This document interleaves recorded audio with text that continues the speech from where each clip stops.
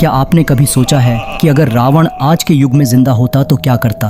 क्या होता अगर उसकी बुद्धि और शक्ति डिजिटल दुनिया में प्रवेश कर जाती? यह सिर्फ कल्पना नहीं है, यह एक हकीकत है। कल्पना कीजिए, एक ऐसा समय जब रावण अपनी शक्ति और बुद्धि के लिए प्रसिद्ध दुनिया को अपने अहंकार और महत्वाकांक्षा से हिलाकर रख देता था। लेकिन आज वह सिर्फ एक कहानी नहीं है। आज विज्ञान और तकनीक के इस युग में रावण ने एक नया रूप ले लिया है। वह अब मांस और हड्डियों का प्राणी नहीं है, वह एक डिजिटल राक्षस बन चुका है। और उसकी कहानी शुरू होती है एक गुप्त अंधेरी प्रयोगशाला से, एक गुप्त लैब में जहां विज्ञान और जादू का संगम हो रहा था। चारों तरफ चमकती स्क्रीन, अजीबोगरीब उपकरण और दीवारों पर लिखे कुछ प्राचीन मंत्र। लैब के वैज्ञानिक सफेद कोट पहने एक प्राचीन डिस्क पर काम कर रहे थे। यह डिस्क साधारण नहीं थी, इसमें कुछ ऐसा था जो कभी भी इस दुनिया में नहीं होना चाहिए था। रावण का डीएनए। यह बस एक प्रयोग है, टीम का प्रमुख वैज्ञानिक कहता है। हम सिर्फ देखना चाहते हैं कि इतिहास और तकनीक का संगम क्या कर सकता है। लेकिन जैसे ही उन्होंने एक प्राचीन मंत्र पढ़ा,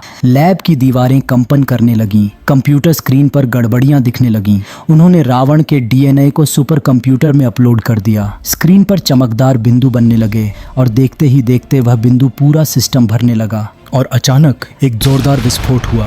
पूरा लैब जलकर राख हो गया। सारे वैज्ञानिक मारे गए। लेकिन उसी राख से एक नई ताकत ने जन्म लिया जिसका नाम है रावण। रावण अब एक डिजिटल इकाई बन चुका था। सुपर कंप्यूटर के अंदर उसके 10 दिमाग 10 अलग अलग प्रोसेसर में विभाजित हो गए, जिसमें से पहला क्रोध का देवता, हमेशा विनाश के लिए तैयार। दूसरा बुद्धि का सार, हर चाल और योजना का निर्माता। तीसरा माया का जादूगर, भ्रम और जादू से वास्तविकता को झुकाने वाला। और अन्य प्रोसेसर उसकी ताकत और बुराइयों के प्रतीक। अब रावण एक नया साम्राज्य बनाने के लिए तैयार था। उसने इंटरनेट के अंधेरे कोनों में अपना जाल फैलाना शुरू कर दिया। वायरस, हैकर्स और डिजिटल सैनिकों का एक नेटवर्क खड़ा कर लिया। उसकी योजना थी पूरी दुनिया को अपने नियंत्रण में लेना।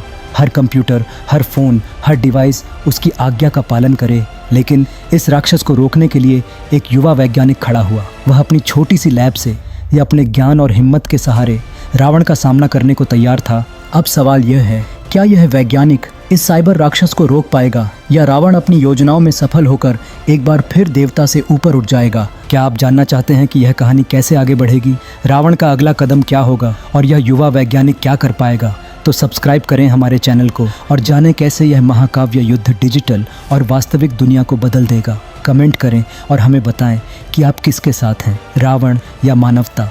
और अगर कहानी पसंद आई हो तो इसे अपने दोस्तों के साथ शेयर करें। अगले एपिसोड में जानेंगे कि रावण ने इंटरनेट को कैसे अपनी जकड़ में लिया और युवा वैज्ञानिक ने उसका सामना कैसे किया। तब तक के लिए नमस्ते।